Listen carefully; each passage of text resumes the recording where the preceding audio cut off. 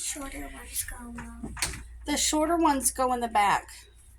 Oh. The kids are helping me salvage what's left of these cubbies. It's not going to be as tall as what it once was because we took out all the broken panels. We're going to try to salvage what we can. Benjamin's bedroom, every one of these bags is filled with yarn. This poor kid's bedroom. And then, of course, these are the shelves that he donated to me because my stash was overflowing.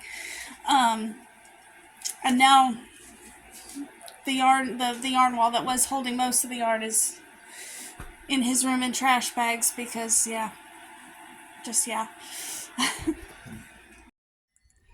So, this is what the yarn wall is looking like.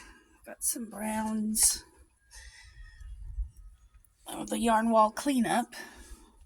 Still got several empty bins. That's better. Oh, let's drop the phone, why don't we? Several empty bins. But we did get 2 trash cans emptied out.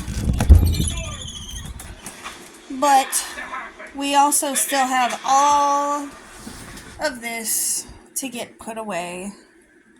So, yeah. Still have a lot to go. It's going to take a couple days.